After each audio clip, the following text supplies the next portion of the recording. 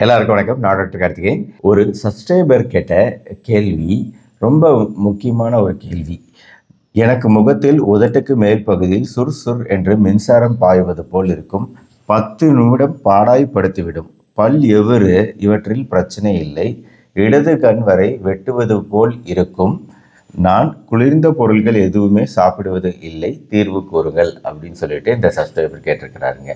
அதாவது முகத்தில் மின்சாரம் பாய்வது போன்ற அந்த சுருன்னு ஒரு வலி வருவது பார்த்தீங்களா, இது டிப்பிக்கலா இந்த பேஷண்ட் தாங்க சொல்லுவாங்க.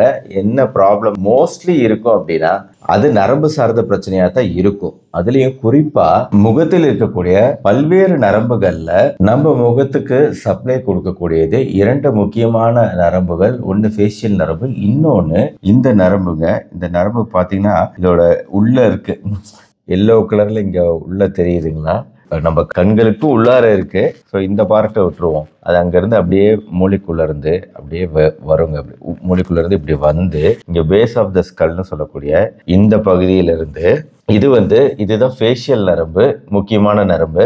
அதே மாதிரி இந்த ட்ரைஜெமினல் நரம்பு, இந்த ட்ரைஜெமினல் நரம்பு மஞ்சள் கலர்ல நான் உங்களுக்கு காமிச்சேன் பார்த்தீங்களா, அது உள்ள இருக்கு.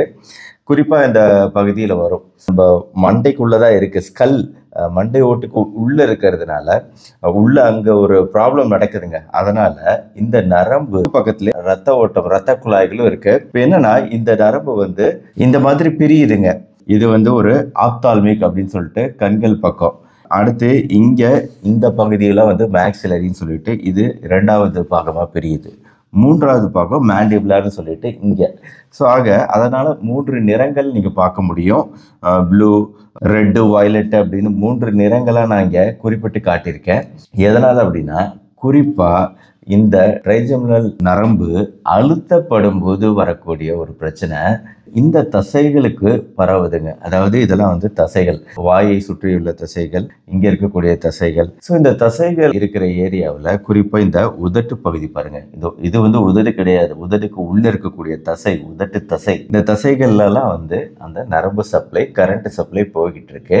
எப்பெல்லாம் நம்ம ஷேவ் பண்றோமோ, எப்பெல்லாம் நம்ம முகத்தை தொடரோமோ, எப்பெல்லாம் நம்ம சாப்பிட்றோமோ, தண்ணி குடிக்கிறோமோ, பல்லு விளக்குறோமோ, பேசுறோமோ, இல்ல மேக்கப் முகத்துக்கு போடுறோம் அப்படின்னாலோ, சிரிச்சாலோ, முகம் கழுவினாலோ, வீட்டை விட்டு வெளியே வரீங்க, குளிர்ந்த காற்று உங்க மேல படுது. இந்த மாதிரி சாதாரண விஷயங்கள், அதாவது எல்லாமே நம்ம முகத்தை பயன்படுத்தி செய்யக்கூடிய விஷயங்கள், இந்த சாதாரண விஷயங்கள் கூட அந்த நரம்பு தூண்டும். எப்ப தூண்டும் அப்படின்னா இந்த நரம்பு இங்க அழுத்தப்படும் போது. ஸோ இந்த நரம்பு எதனால அழுத்தப்படும் அப்படின்னா அது இரத்த குழாய்களால் அழுத்தப்படும். அதாவது குறிப்பா இந்த பகுதிக்கு வாங்குங்க. இந்த பகுதியிலே தான் அந்த நரம்பு இருக்கு. ஸோ இதை ஒட்டியே ஒரு இரத்த குழாய் போகுது. இந்த இரத்த குழாய் வழியா ரத்தம் போகுது. எப்பெல்லாம் ஒரு இரத்த குழாய் விரிவடையுதோ, லைட்டா இது 2 பக்கமும் விரிவடையுது அப்படின்னு வைங்க. இப்படி இரத்த குழாய் லைட்டா விரிவடையும் போது அது பக்கத்தில் இருக்கக்கூடிய நரம்பை அழுத்துது. அந்த நரம்பு ட்ரைஜெமினல் நரம்பு. ஸோ அந்த ட்ரைஜெமினல் நரம்பை அழுத்தும் போது அந்த மஞ்சள் கலர்ல தெரியுது பாத்தீங்களா, இதெல்லாம் சென்சரி நர்வ் ரூட்னு சொல்லுவோம். முகத்திலிருந்து உணர்ச்சிகளை கொண்டு போகக்கூடிய ரூட்டு. ஸோ இதை எப்பெல்லாம் ஒயரை தொட்டாலே ஜிவ்வுன்னு ஷாக் அடிக்கிற மாதிரி, எப்பெல்லாம் அது அழுத்தப்படுதோ அப்பெல்லாம் ஜிவ்வு ஜிவ்வு ஜிவ்வுன்னு உங்களுக்கு ஷாக் அடிக்குது. இதைதான் அந்த நேயர் கேட்டிருந்தாரு. ஆரம்பத்துல எனக்கு உதட்டோட மேல் பகுதியில் ஆரம்பிச்சு அப்படியே மின்சாரம் பாயிற மாதிரி அப்படியே பாயுது ஒரு வலி. அது கண்களோட கீழ்ப்பகுதி வரைக்கும் வருது, தாடை பகுதியில பரவுது அப்படிங்கறத தெளிவா போட்டிருந்தாரு. சோ எதனால பாருங்க, உதட்டோட மேல் பக்கம்னா இங்க பாத்தீங்களா, இங்க ஒரு சப்ளை இருக்கு, இங்க ஒரு சப்ளை இருக்கு, அப்புறம் இங்க சப்ளை இருக்கு. ஆனா பொதுவா கண்களுக்கு மேல போகாது இந்த வலி, இந்த பகுதியில தான் அதிகமா இருக்கும். ஸோ இதான் உங்களுக்கு நரம்பு சப்ளை வரக்கூடிய இடம். அதனால உங்களுக்கு அந்த இடத்துல நரம்பு வலி ஏற்படுது. சரி, எதனால இங்க ரத்த குழாய் விரிவடையணும்? ரத்த ஓட்டம் ஒரு செயலை செய்யும் போது அந்த இடத்துக்கு அதிகரிக்கும். உதாரணத்துக்கு இப்ப நீங்க இந்த மாதிரி ஒரு எடை வச்சு நீங்க ஒரு பயிற்சி செய்றீங்க அப்படின்னா இந்த இடம் அழுத்தப்படுது, இந்த இடம் மூவ் ஆகுது, உள்ள இருக்கக்கூடிய தசைகள்லாம் மூவ் ஆகுது. இதனால இந்த இடத்துல ரத்த ஓட்டம் அதிகரிக்குது. இது உங்களால புரிஞ்சுக்க முடியுதா? அதே மாதிரி நம்ம ஷேவ் பண்றோம், முகம் கழுவுறோம், பேசுறோம், ஒவ்வொன்றும் சிறு சிறு அசைவுகள். அந்த அசைவுகளுக்கு ரத்தம் தேவை. நம்ம முகத்துல இப்ப நான் பேசிக்கிட்டு இருக்கிறேன் அப்படிங்கும் போது என் வாயை உபயோகப்படுத்தி பேசிக்கிட்டு இருக்கிறேன், முகத்தோட தசைகள் வேலை செஞ்சுக்கிட்டு இருக்கு. அப்போ இது எல்லாத்துக்கும் இந்த சிறு சிறு அசைவுகளுக்கும் ரத்த ஓட்டம் தேவை, அதிகரிக்கணும், ரத்த ஓட்டம் அதிகரிக்கணும். நாக்குக்கு பிளட் சப்ளை தேவை, அதுதான் மேலையும் கீழையும் போய் டச் பண்ணி இந்த ஓசையை இந்த ஒளியை எழுப்பிக்கிட்டு இருக்கு. அப்படிங்கும் போது இது எல்லாத்துக்கும் தேவை ரத்த ஓட்டம். அதனால ஆட்டோமேட்டிக்கா ஒரு வேலையை செய்யும் போது அது ரத்த குழாயை விரிவடை செய்யும். அப்படி ஒரு ரத்த குழாய் விரிவடையும் போது அது இந்த நரம்பை உள்ளார அழுத்தும் போது இது ஸ்கல்லுக்குள்ள நடக்குது அப்படிங்கறது திருப்பி திருப்பி சொல்றேன், அதை ஞாபகம் வச்சுக்கோங்க. வெளியில இருந்தா பரவாயில்ல, இது ஸ்கல்லுக்குள்ள மண்டை ஓட்டுக்கு உள்ளார இருக்கக்கூடிய ஒரு பகுதியில நடக்குது. அப்படிங்கிறதுனால இது விரிவடையும் போது அது அழுத்தப்பட்டோன்னா எல்லா பக்கமும் அந்த மின்சாரம் பாயுது. ஆரம்பத்துல இவருக்கு மைல்டா தான் இருக்கு. இப்ப நான் சொன்ன பேஷண்ட் ஆரம்பத்துல சொன்னவருக்கு வருது, அப்புறம் போயிடுது. சில பேருக்கு ரொம்ப நாள் இருக்கும், சில பேருக்கு நாள் கணக்குல மாத கணக்குல இருக்கக்கூடிய வாய்ப்புகள் இருக்கு. இது ஒரு டைப் ஆஃப் நீண்ட கால வழியாவே மாறக்கூடிய வாய்ப்புகள் இருக்கு. குறிப்பா 50 வயதுக்கு மேல் இருக்கிறவங்களுக்கு, பெண்களுக்கு வரும். இவங்க கமெண்ட்ல தான் கேட்டிருந்தாங்க, ஆனா பெண்ணா அப்படின்னு எனக்கு தெரியல. பட் இதை குறிப்பா நம்ம சொல்லுவோம், 50 வயதை கடந்த பெண்களுக்கு அதிகமா வரக்கூடிய வாய்ப்பு இருக்கு. ஆனா ஆண்களுக்கும் வரலாம், வராமல இருக்காது. ஆனா இதுக்கான காரணம் பரம்பரை காரணங்களா இருக்கலாம். இந்த நரம்பு வலி அப்படிங்கிறது குறிப்பா அந்த மின்சாரம் பாய்வது போன்ற வலி அப்படிங்கிறத ஞாபகம் வச்சுக்கோங்க.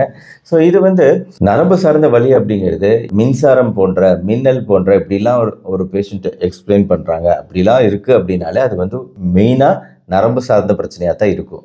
பொதுவாக தூங்கும்போது இது டிஸ்டர்ப் பண்ணாது, தூங்கும்போது இருக்காது. ஏன்னா தூங்கும்போது உங்களுக்கு ரிலாக்ஸாக இருக்கீங்க, அப்போ எந்த அசைவும் முகத்துக்கு கிடையாது. அப்போது அந்த நேரத்தில் ரத்த குழாய்கள் விரிவடையலை, அதனால உங்களுக்கு தூங்கும்போது உங்களுக்கு வலி தெரியல. ஆனால் முடிச்சிருக்கும் போது வேலைகளை செய்யும் போது, குறிப்பான வேலைகளை செய்ய எத்தனைக்கும் போது அப்போ டக்குன்னு அது விரிவடையுது. அதனால உடனே உங்களுக்கு ஒரு அட்டாக் வருது. ஜென்ரலாக இது ட்ரீட்மெண்ட் பண்ணக்கூடிய ஒரு கண்டிஷனாக இருக்கு.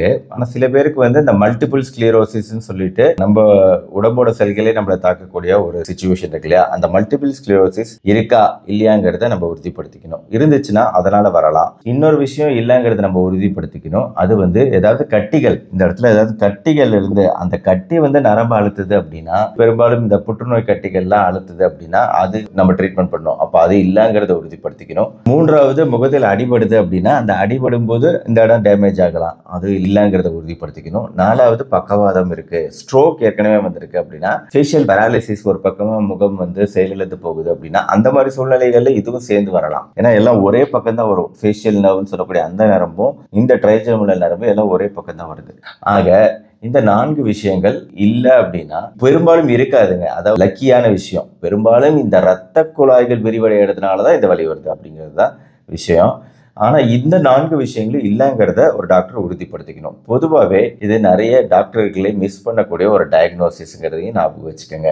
ஸோ அடுத்த கட்ட ட்ரீட்மெண்ட் என்ன அப்படின்னு கேட்டிங்கன்னா, ஆக்சுவலாக இது உணவு முறை மூலமாக சரி செய்யக்கூடிய விஷயம் கிடையாது. ஆனால் அக்குபஞ்சர், கைரோபிராக்டிஸ் அப்படின்னு சொல்லிட்டு சில துறைகள்லாம் இருக்குது. இதெல்லாம் ட்ரை பண்ணி பார்க்குறாங்க மக்கள். அக்குபஞ்சர் ட்ரீட்மெண்ட்டில் கேட்காமையும் போகலாம். அதே மாதிரி இந்த கைரோபிராக்டிஸுங்கிறது தசைகளுக்கு உண்டான ஆக்டிவிட்டி, பயிற்சிகளை கொடுத்து இந்த தசை பயிற்சிகள் மூலமாக இந்த வலியை குறைக்க முடியுமான்னு பார்க்குறது. இதெல்லாம் ட்ரை பண்ணலாம். ஏன்னா ஆரம்ப கட்டத்தில் இதெல்லாம் ஒரு சர்ஜரிக்கு தான் அடுத்த லெவலுக்கு போக போகிறேன் நான். அதனால அதுக்கு முன்னாடி நம்ம ட்ரை பண்ணணும் அப்படின்னா இந்த மாதிரி விஷயங்கள் வலியை குறைக்குதாங்கிறத ட்ரை பண்ணி பார்க்கலாம். பட் எக்ஸசைஸுகள், கைரோபிராக்டிஸ்ன்னு சொல்லக்கூடிய கழுத்து தசைகளை வலுவாக்கக்கூடிய பயிற்சிகள், அக்குபஞ்சர்ல அது எனக்கு தெரியாது, ஒரு நீடில் கரெக்டாக அந்த நரம்பு சைடு போட்டு பண்ணக்கூடிய ட்ரீட்மெண்ட் மெத்தட்ஸ், இது எதுவுமே கேட்கல அப்படின்னா நம்ம வேற வழி கிடையாது இல்லையா.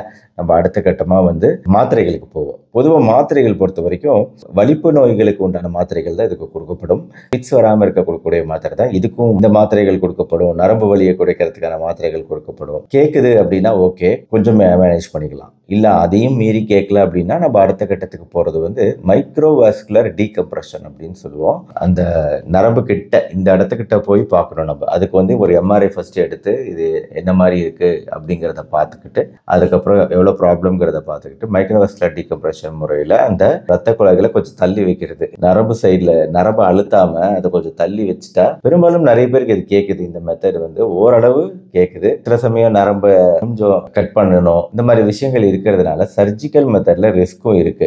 இதோட பக்க விளைவா ரொம்ப நாள் அந்த இடத்துல மரத்து போதல், இந்த மாதிரி விஷயங்கள் இருக்கக்கூடிய வாய்ப்பு இருக்கு. குறிப்பிட்ட சதவீத ரிஸ்க் எடுத்து நம்ம இந்த சர்ஜரிக்கு போக வேண்டிய தேவை இருக்கும். ஏன்னா வலி அந்த அளவுக்கு கடுமையா இருக்கும். பேசாம நரம்பியை எடுத்துருங்க டாக்டர் அப்படின்னு சொல்ற அளவுக்கு வலி மிக கடுமையா இருக்கும். அப்போ ரெண்டுக்கும் இடையில சர்ஜரிக்கும் பக்க விளைவுக்கும் இடையில ஒரு நடுநிலைமையை எடுக்க வேண்டிய சிச்சுவேஷன் உங்களுக்கு வரும். ஒருவேளை நீங்கள் பேஷண்ட்டாக இருந்தீங்கன்னா கரெக்டான டிசிஷன் எடுங்க, தேவைக்கு ஏற்றாப்புல எடுங்க. வலியோட கடுமையை பொறுத்து, தீவிரத்தை பொறுத்து நம்ம டிசிஷன் எடுக்கிறோம். மாத்திரைகள் தசைகளை ரிலாக்ஸ் பண்ணக்கூடிய மாத்திரைகள் இருக்கு. போட்டாக்ஸ் இன்ஜெக்ஷன்லாம் கூட ட்ரை பண்ணப்படுது. இதெல்லாம் ஓரளவு எஃபெக்டிவா இருக்கும். நிறைய புதிய ட்ரீட்மெண்ட் முறைகள் இதுல வந்துருச்சு. Glycerol injection, balloon compression, radio frequency thermal lesioning, புது மெத்தடுங்க இதெல்லாம் நிறைய வந்திருக்கு. பட் பிரச்சனை இதுதான், அதுக்கு ஏத்தாப்புல நீங்க ட்ரீட்மெண்ட்டை வடிவமைச்சுக்கிறது முக்கியம். ஆக ட்ரைஜெமினல் நியூராலஜியை குறித்த இந்த விழிப்புணர்வு பதிவை உங்க ஃப்ரெண்ட்ஸ் ரிலேட்டிவ்ஸ்க்கு ஷேர் பண்ணுங்க. இந்த வீடியோ பிடிச்சிருச்சுன்னா லைக் பண்ணுங்க. இந்த மாதிரி மருத்துவ தகவல்களை தொடர்ந்து பெற நம்ம சேனல் சப்ஸ்கிரைப் பண்ணிக்கோங்க. மறுபடியும் நாளைக்கு பார்ப்போம். நன்றி, வணக்கம்.